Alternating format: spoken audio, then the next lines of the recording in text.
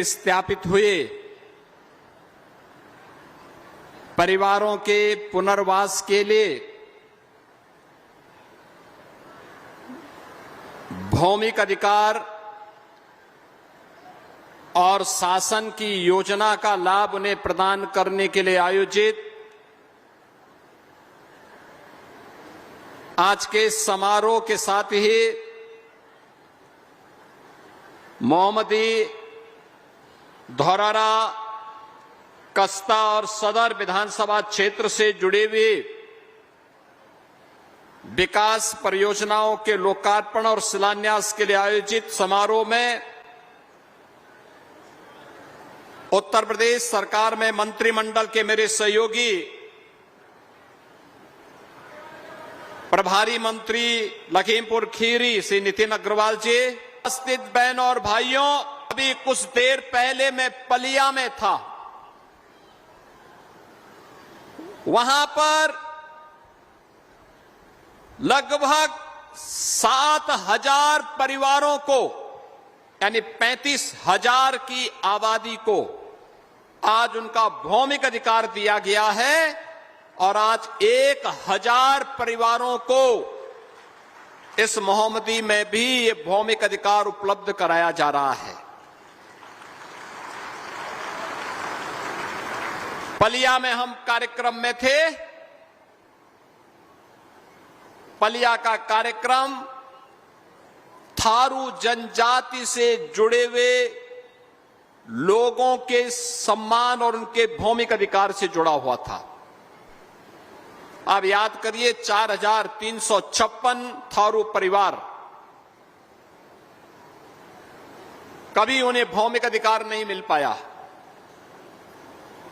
वे भारत की आजादी के आंदोलन में मुगल आक्रांताओं से जूझते हुए महाराणा प्रताप की सेना का हिस्सा बनते हुए लड़ते रहे और अंत में यहां ठौर ठिकाना मिला तो कभी मालिकाना अधिकार स्वतंत्र भारत में भी नहीं मिल पाया। पहली बार इतिहास में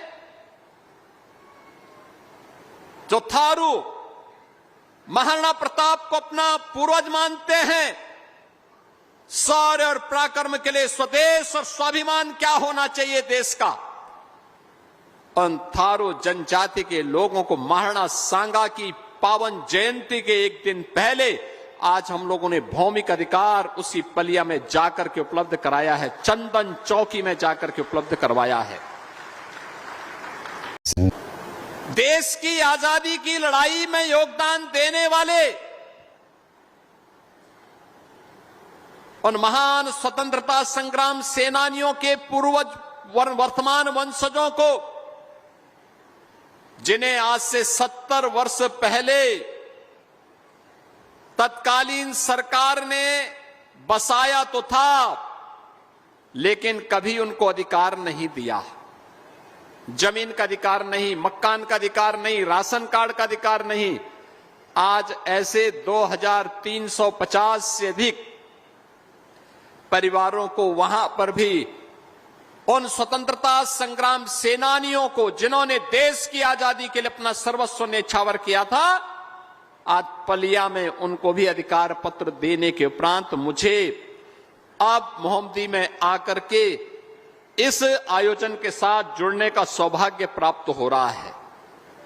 यह योजना है बांग्लादेश से 1947 और 1971 में आए हुए परिवारों को उनका अधिकार देने का। याद करिए, ये पापी पाकिस्तान अपने कर्मों से पहले भारत का विभाजन किया और फिर पाकिस्तान के भी टुकड़े हुए हैं। अभी अन्य टुकड़े होने के इंतजार भी करिए, पाकिस्तान और टुकड़ों में बंटने वाला है। लेकिन उस पापी पाकिस्तान के पाप की सजा मिली किसको?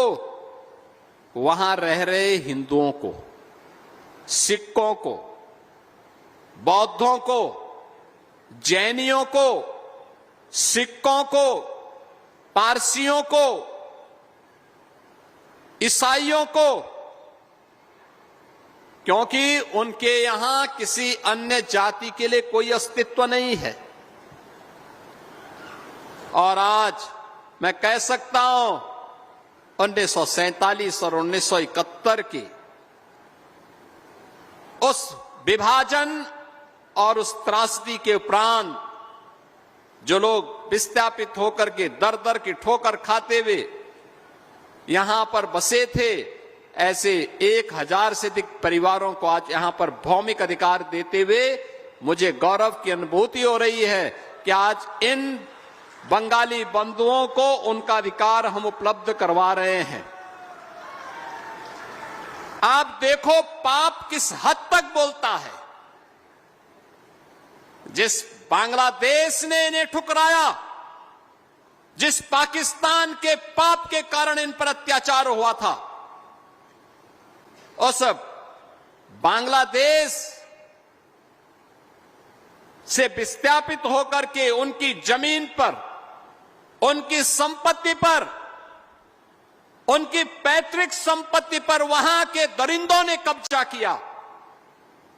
और कांग्रेस का पाप देखो, आपका अधिकार तो लिया, आपसे वोट तो लेते रहे, लेकिन कभी आपको मालिकाना अधिकार नहीं दिया। आपकी पहचान छुपाने के लिए गांव का नाम भी मियापुर रख दिया। आप सोचो, एक भी मियां नहीं, लेकिन नाम मियापुर। अब ये मियापुर नहीं रहेगा, अब बांग्लादेश से आए हुए इन बंदों की इस बस्ती का नाम रविंद्र नगर होगा। रविंद्र नगर, गुरुदेव रविंद्र।